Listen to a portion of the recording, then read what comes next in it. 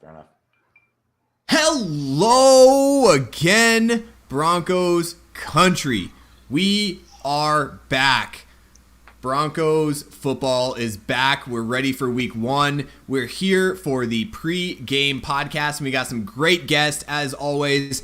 Myself, Jared, and David are here, but we got some great guests from the post-game podcast. You know him, you love him, Jon, and our newest Orange Weekly broadcast member, Spotty. Guys, how are you guys doing today?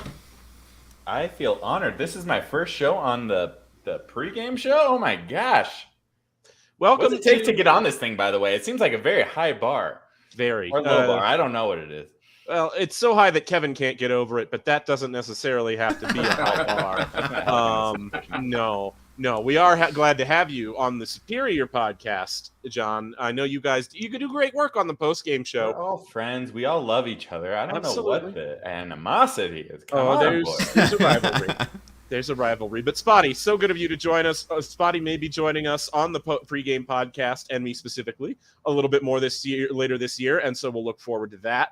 But we've got him on now, and we've got his insights and Jon's drunken ramblings, and it's going to be a fun show, Jared. Absolutely. Spotty, how you feeling, man? Oh, I feel good, man. Like, we're already starting this countdown. I canceled all my plans on Thursday so I could get a little bit of a fix. Oh, I'm ready for the season. Absolutely. And guys, it is Raiders week, so make sure you guys sit back, relax, and enjoy the first episode of the 2023 season of the Orange Weekly Broadcast Network pregame podcast. There it is. And we're back. Guys, I appreciate it. Guys, all right, so hey, let's jump right into it. We have the Orange Weekly Broadcast Network pregame podcast. We're back for it. Raiders week. Let's jump right into it. Let's start on the offense, guys. Like, what are we looking forward to the most? What's the best matchup that you're looking forward to the most watching the Broncos offense versus this Raiders defense? We'll start with Spotty. Well, this is what we have to know about Sean Payton's offense, right? We know that one person has to take on that Michael Thomas role.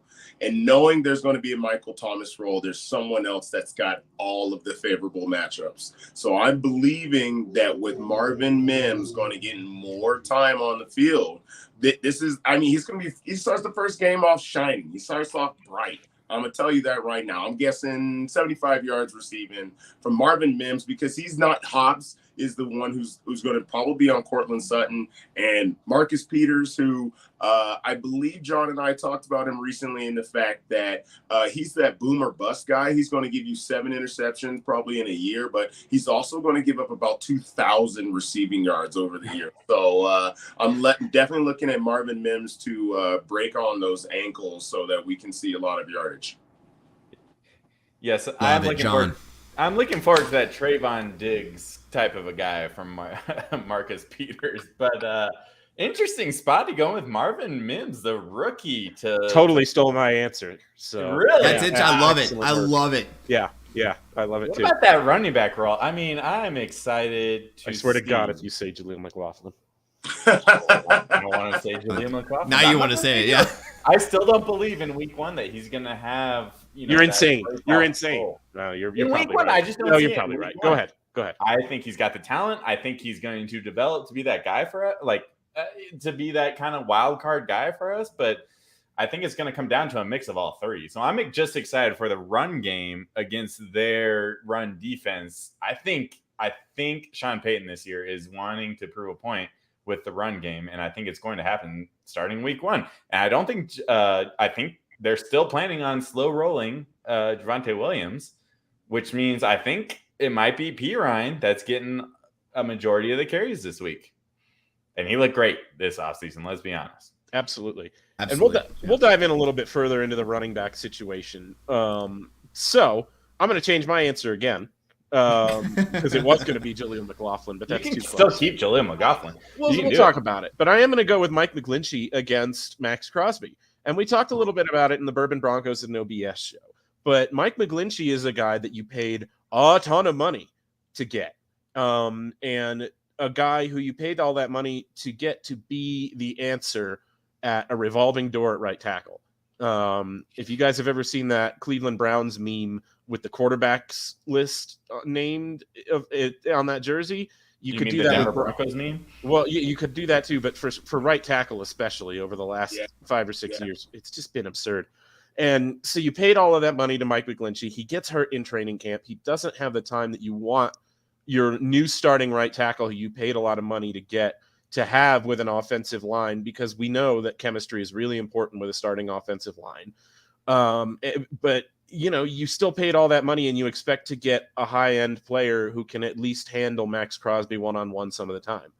And so I want to see if they can do that. And more importantly, how often do they rely on him to do that in this game? Because another thing, we talked about how much they want to use 2 tight end sets and all that. How much are they going to give blocking help to both of these tackles from a tight end in this game? How much faith do you have, though, David, not seeing him this whole preseason? I've got no idea. And I know they would have wanted to play him. They played some of the starters in both of the first 2 games. I'm sure McGlinchey would have been out there if he would have been healthy. It didn't pan out that way. And you're at least glad that maybe he's gotten the last week of practices or so with the team, 2 weeks. Whatever. I don't like the backup situation there. I'll tell you that right now. So I hope he is 100%. See, Cam Fleming to me is one of the better, at least, swing tackles in the league. So that worries me less than it has in. Not against Max Crosby. I don't want to. But this is the thing. There's no talent against you're like, oh man, I feel good about this guy against Max Crosby. It just does that player exist to you in the league? I don't feel good about Mike McCourty. Tristan Wirfs, maybe. Trent Williams. Trent Williams, right. Tristan Wirfs. Maybe those guys. But so that's really what I'm going to be focused on. What about you, Jared? Yeah, I love it. I think I'm going to transition off you. We talked about the 2 tight end set on the Bourbon Broncos No BS show. I think Greg Dulcich. I did a fantasy draft with my brother-in-law, who we've lost another bet to, David. With the Cowboys jersey we'll have to wear eventually. David is yet to be on his bet on this, so he's got a couple bets that he's lost now. But I did a fantasy draft with him, and I was telling him, like, Greg Dulcich is super low on the fantasy depth chart, and I think that people are underestimating his pass catching abilities. And I think that the two tight end set, and what we imagine is going to be used, because we only have 4 wide receivers, one of them being a possible no-show on game 1, Jerry Jeudy. I think Greg Dulcich is going to have a huge game here with the new offensive sets, with Russell Wilson being able to get the ball out a little bit quicker and having an outlet in somebody who we know can get open. And it's an easy matchup against an outside linebacker, inside linebacker, depending on whoever they put him up. So I'm looking forward to see what Greg Dulcich can do in his second year in the league. He made second string preseason players miss this offseason this preseason when he had the ball in his hands. And that you can't really take anything away from the preseason. We all understand that.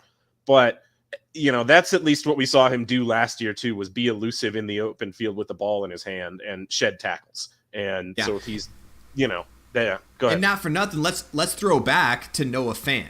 Mm-hmm. Right, we thought Noah Fant was the answer for a long time, and every time he got the ball in his hand, someone would throw like a pebble at his feet, and he'd fall down, and it was a problem. Like he'd get the ball in his hands at the 2-yard line, he couldn't make that breakaway. He didn't have that breakaway speed to get up field.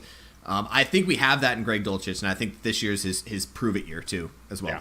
For sure. But I think that's mostly because Dulcich is closer to being a wide receiver at times than he is at a tight end. And we already talked about it in the previous show. And, the reason that he's probably not starting tight end is that his blocking ability is not of the level of Adam Troutman. And now they're trying to call Troutman the utility player. But we really know that I'm picturing Dulcich running up the stream against the seam route against the Seahawks. And no one was around him. He burned the safety. He burned the linebacker. There wasn't someone who could really cover him. So, I could see that definitely happening. I think he's going to take more of a wide receiver role for us early to, really capitalize on his snap count.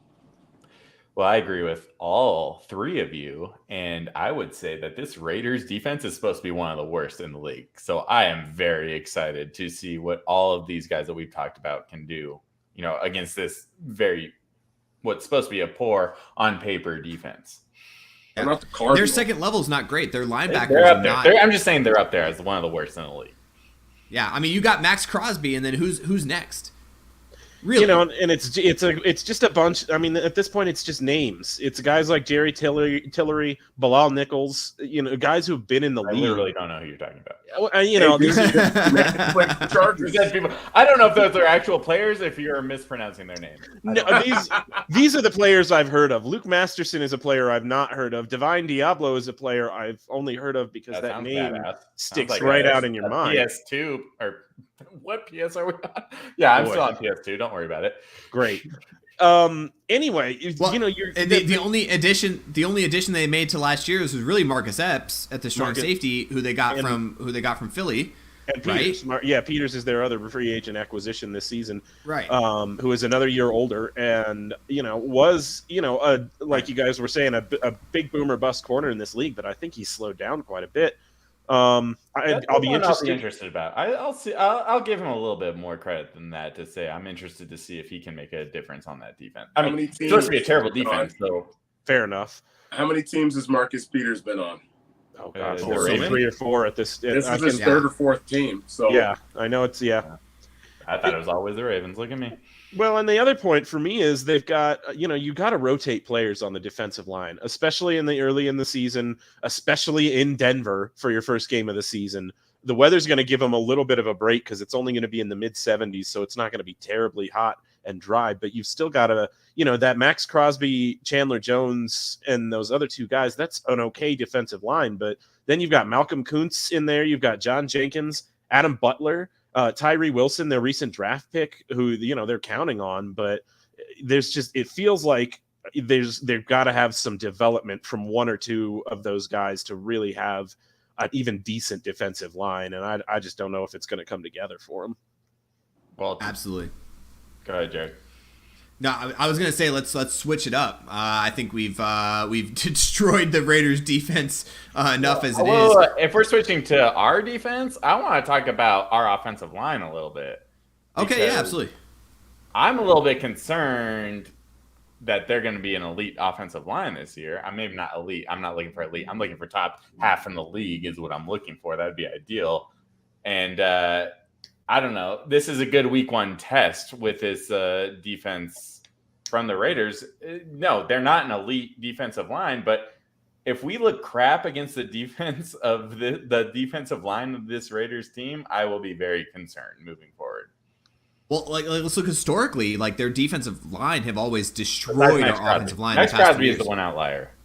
Yeah, I mean, Max Crosby. I think that the game me and David went to, was it 2 years ago? Yeah, and Max Crosby had like 6 sacks or something. Like it was ridiculous. Like he was getting pressure every single play, and we just historically cannot stop their defensive line, and we have to be able to prove that wrong, or else we won't win this game. It's gotta see, and to me, that's why I think we're gonna see, and we've been talking about it all offseason, and it's gonna be the key to this game, obviously, but the run game. I think they're gonna try and establish that run game as early and often as possible to give the line confidence. We just talked about how Mike McGlinchey hasn't had that much time to play with the other guys. If they can get some good push early in the run game and get some positive runs early, it's going to be a whole world of difference for the team, and it's going to put the Raiders defense on their heels a little bit and make them respect it. It's going to be so important for all of these running backs, and I think that's why we're going to see Jaleel McLaughlin a little bit in this game, just because they're going to try and establish everybody. I think they're going to try and show every look that they possibly can to establish the run. And they're going to, they're just going to try and deploy every weapon they've got there to avoid having to get into a deep passing game. Okay, so David, I agree with you in the fact that this game is going to be won on 1st and 2nd down. Last year, we got caught up in 3rd and 7, 3rd and 9, 14, 15, depending on how penalties ran. I believe then on top of that, that means that the battle is going to be won between the tackles. Okay, we know what Chandler Jones, we know what Max Crosby can really do if they're playing to their potential, right? But it's really going to be Powers and Quinnen and Lloyd Cushenberry, because if we can get in running it up right up the middle, we're going to be in a good situation, and then we're going to be able to set up the play action pass that can really open up the game for us. But now the issue is last year we were allowing too many A gap blitzes, B gap blitzes. There was linebackers running up the middle of the line of like it was just free. Black Friday, and there's an 80-inch TV being sold for $300. Like, no, 100%. It was just a free-for-all up the middle of the field, and we know that that's the worst place to go. If a guy is getting pressure up the middle, that's your quarterback is screwed. So if we can win with those three guys up front and we can win on the early downs, we're going to be fine. But if we find ourselves in this game and where it's down and go is 7 yards, we're going to lose. Yeah. Great point. And I think our running backs are going to help on the outside, but it's really hard for a running back to step up on the inside and block an A-gap blitz. It's hard. Oh, forget it. Yeah. Well, that's what you've got. You've got P. Ryan, and I know we talked about it a little earlier, and I don't want to get too lost in the weeds on this because we've got to get to the defense. But again, P. Ryan is 5'11", I think, and 236 pounds. He weighs 20 pounds more than Javonte Williams does. And I would love to see him stuff his face into a Raiders linebacker's face and just knock his ass to the ground, like pancake him and set that tone.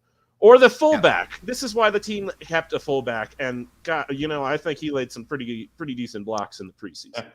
All right, Jared. I think you had a great idea to transition to the Raiders defense, but I think we can transition it really easily because I want to talk about the Raiders offense versus this Broncos defense, specifically in the run game. Now, you've got Mike Purcell signed back to the roster after some roster reconfigurations. Maneuvering. Maneuvering is the word. Great word. John's going French on me here. And so you've got Mike Purcell and DJ Jones to clog up the middle of the field. Do you see any packages of those guys on the field at the same time in what is, kind of traditionally been at least a 3-4 front so far with Vance Joseph? I think the biggest addition of any of those players is Zach Allen, right? Yeah. Like he's a mammoth human being. Like I looked at his stats the other day, and he's a lot bigger of a person than I expected, right? So I think that's going to really help us out when it comes to DJ Jones. Now, the biggest thing is still those guys traditionally in this defense are really just space fillers, right? Like we want you to get a half yard upfield so that they can't get their offensive linemen to come and touch our linebackers, in which we know our linebackers are probably going to both have 100 tackles this year. We easily Singleton and a healthy Jose. Oh, we know Singleton. Yeah, well, a healthy. He might have had 200 this year. I don't know. 100. Right, they're tackling machines. So I think when it comes to like us preventing the run game, it has to start with those guys up front. They can't let these big offensive linemen shed them and get to the second unit, because as soon as they get to the second unit, Josh Jacobs is going to run over one person, and then the next thing you know, we're looking at 210 yards rushing again for him. Well, the other thing too is same thing on the offensive side for the Broncos. Like we got to worry about the interior defense for the Broncos on this, because their edge, both of their tackles are pretty decent. Like you got Colton Miller on one side, and then I'm gonna butcher his name, Jermaine. I got Illuminor? Boy, I was hoping you were gonna let me try to help you. It's Jermaine Illuminor. Illuminor, yeah. Is that really how it's pronounced, or are you just guessing? No, I know that's how it's pronounced. Okay, all right. David came prepared. I did. Yeah. Yes. Okay. So we're talking about Randy Gregory coming off of an injury too. I want to see what he does, but I think he's going to have his matches, right? He's not a Max Crosby. He's not a top. As far as what we've seen from the Broncos, as long as he's been on the Broncos, he's not one of those top guys. We're going to need those interior guys to do their job. And I think with the Vance Joseph system on defense, it's about do your job, plug your holes, and then those linebackers, like you said, Spotty, are going to have to get those 200 tackles, 100 tackles a year, because everybody does their job, they fill the holes, and then we're going to be there to stop Josh Jacobs, which I'm a little bit worried about as we go into this, because he has burnt us before, and he can burn us again, and we just do not need that. And I think we need heavy presence from the linebackers and the interior defensive line for that. I'm going to push back on something here. First, that I think Randy Gregory in his career, it's hard to say this because Randy Gregory is injured every single season. He is. And I said as a Bronco, for the You're record, right. I said You're as right. a Bronco. You're right. But I will also say that he, I mean, even last year when he was with the team for a limited time, he did have flashes of being that guy. He was a really effective pass rusher in games for the Broncos last year. And I think he can be that guy again.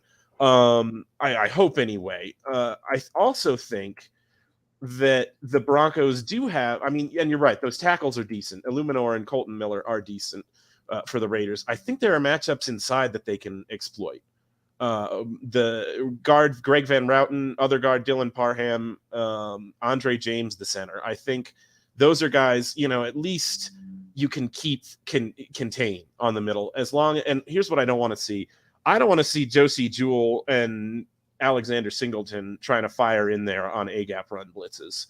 I feel like Josh Jacobs is too powerful a back to avoid those linebackers, and he'll avoid those tackles in the backfield. And then there's just nothing but a gaping hole between him and outside when it right. Out. You're right. Either way, there's 20 yards between him and a safety.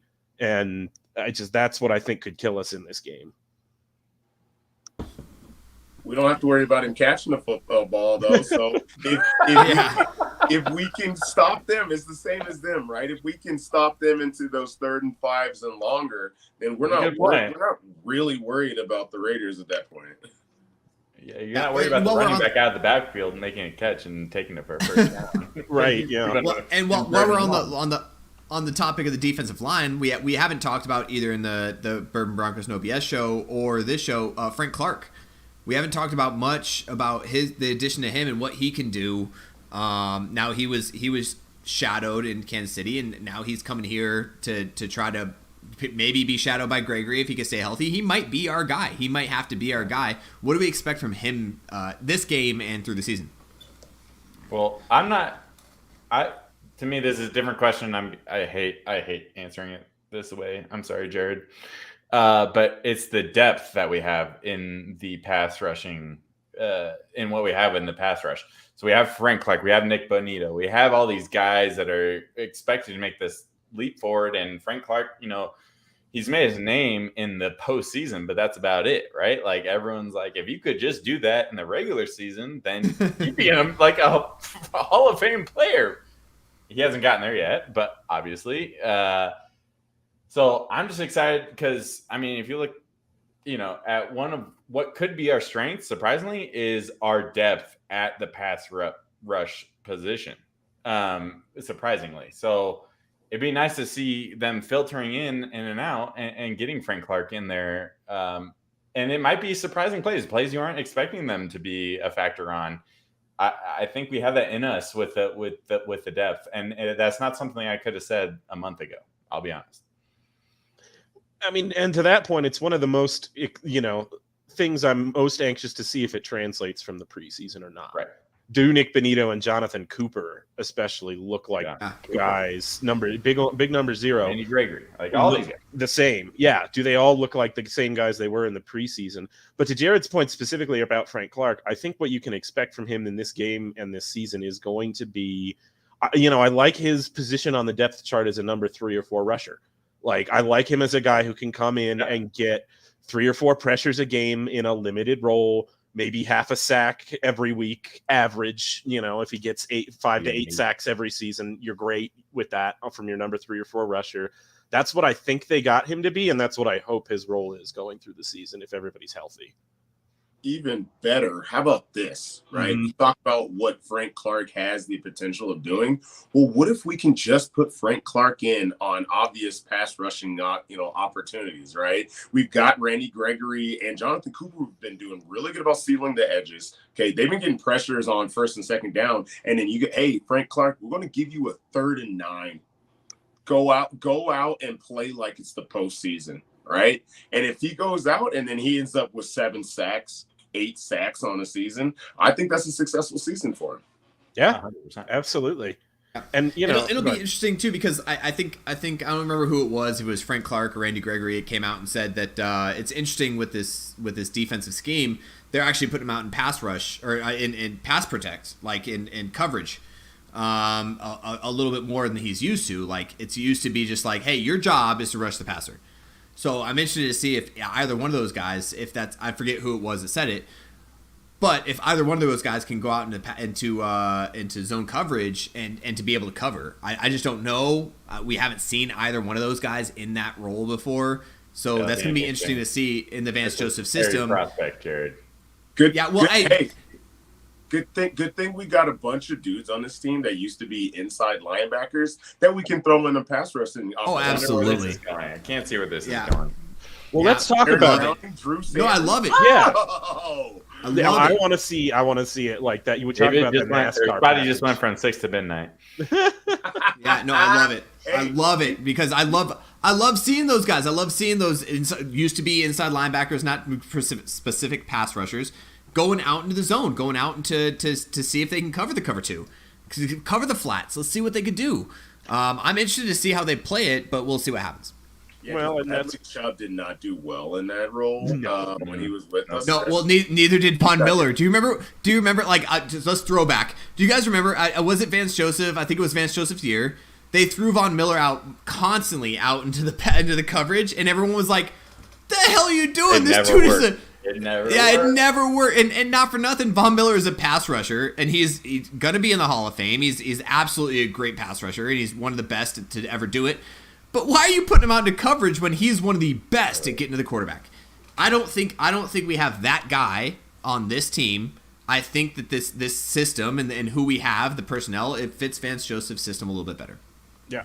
Yep. It's going to come in waves for sure.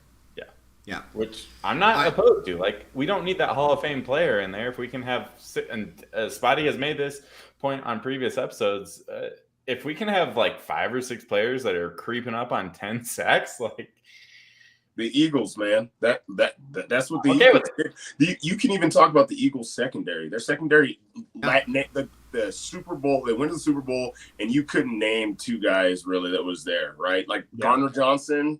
Then maybe but they got Hassan Reddick and Fletcher Cox and Graham. All of these guys all had 6, 7, 8, 9 sacks. I think Hassan Reddick was the only one who had double digits. But that guy, that guy never had that ever in his career before. So and they're known now, but at the time, like, no one knew of them, right? Like that Zach season Allen. that they broke out, never. Mm-hmm. Mm-hmm. Yep.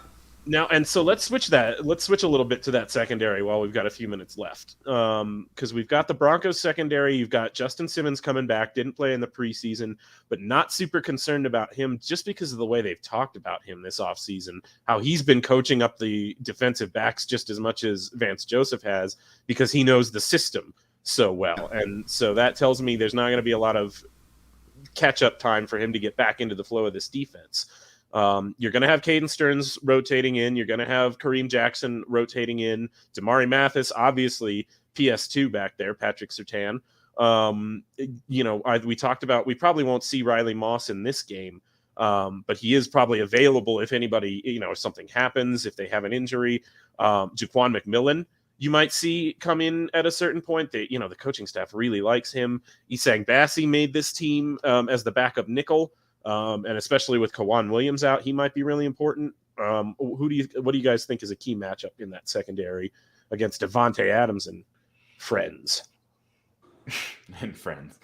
Friends. It's the Devontae Adams show, right? Like that's all we're worried about, and so it comes down to Pat Surtain in that secondary.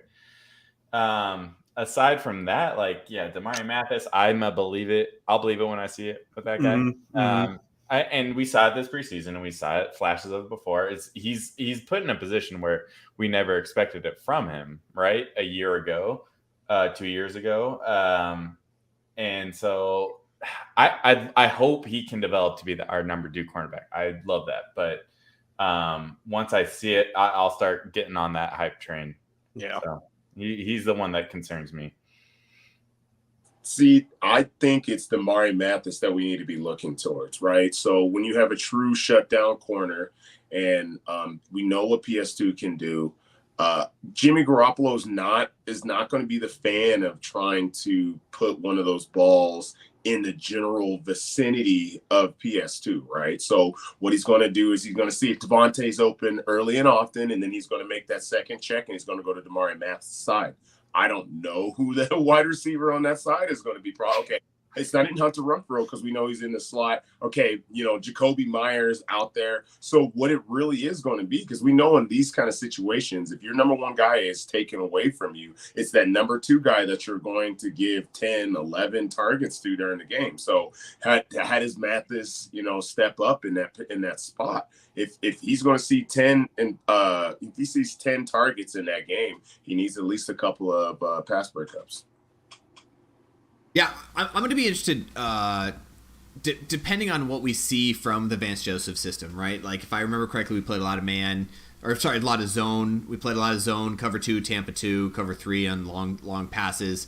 I'm interested to see how we cover some of these guys. And we talked about Darren Waller in the Bourbon Broncos OBS show, but we did not talk about Austin Hooper, who they got from the Titans, who's not a bad tight end as far as a pass-catching tight end. And we have to think about that. We have to think about what are we going to do to be able to cover Austin Hooper. He might not be that big body, right? He might not be the big body that Darren Waller was, but he's still a pass-catching, he's a route-running guy that we might need to be able to cover in that defense. And what we do against him is going to be super important, because I don't feel like Jimmy Garoppolo is, again, he's been with the coach. Oh, wow, I forgot his name. Yeah. Or McDaniels. So he's Dan McDaniels. So he's been with McDaniels before. He knows the system. But McDaniels' system last year was heavy on Darren Waller, heavy on Josh Jacobs as a running back. So what are we going to be able to do to counter basically what they traded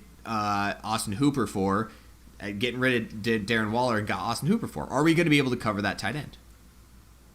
How much do you see Drew Sanders trying to do that in this game? How much do they trust Drew Sanders to go out there and play big boy football in week 1?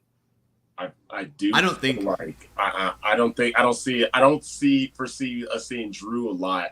I think there's a lot of hype about it, and they really like the kid, right?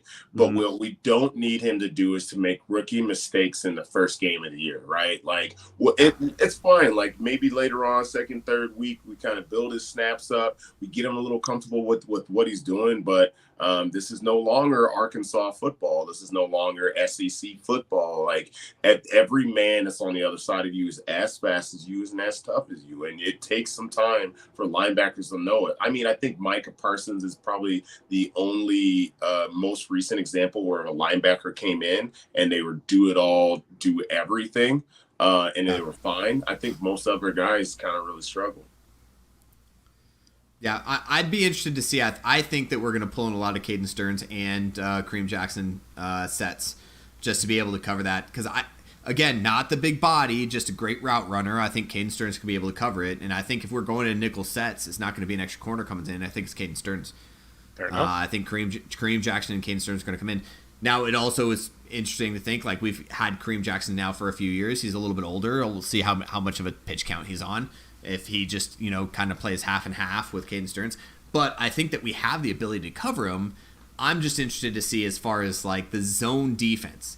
If we do put out some of those linebackers out in the, like, those rush linebackers out in the zone, are they going to be able to cover Austin Hooper? Yeah, fair enough. So, all right. Well, what are we thinking? Final thoughts time, gentlemen? Yeah, let's do some final thoughts. Let's go around the horn. Again, appreciate you guys listening to us. Real quick, make sure you're following us on Apple Tunes. Apple Tunes. I said it earlier too. iTunes, Apple iTunes, whatever it is. I feel like that's what I have it on. I have it labeled as Apple Tunes. iTunes, Spotify, yeah, Spotify, OnlyFans. No, sorry, not OnlyFans. Apple Tunes, Spotify, this guy. Google Play, all the things you got us. Make sure you follow us. Make sure you tell your friends. Really appreciate Spotty and Jon joining us today. Jon did have to take off, so Spotty. We'll start with you. Closing thoughts as we get into this game. What are your predictions? What are you expecting from this game? And then give me a prediction on what you think the end of the game is going to look like. So what I'm looking at for this game is that I know what we have in our defense. We had a rookie defense coordinator who came in last year and was showed that what the men that we have, the 12 men back there, that they got it. They got it. Like you even got the next guy coming off the bench, no problem. I think what it really is about this game is to see if this offense can do anything. Like let's say score 21 points a game. That's what I think we should be looking at. The Broncos should be looking at 21 plus points if this offense can really get humming to the way that we believe it.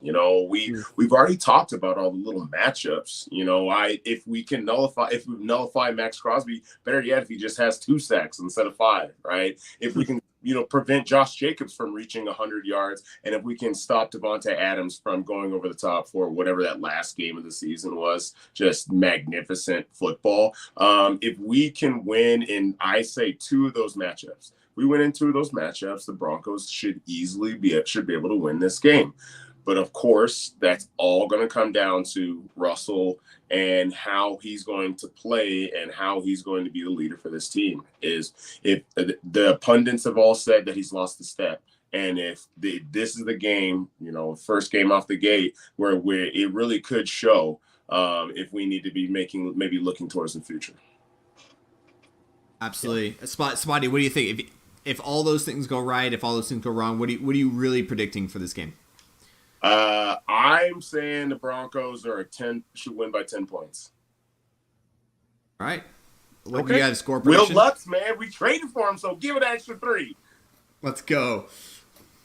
What do you got for score prediction? Do you think it's going to be high scoring, low scoring? What do you think? I think it's going to be low scoring only because of us, our team, right? So I'm looking at 24-14. All right. I love it. David, what you got?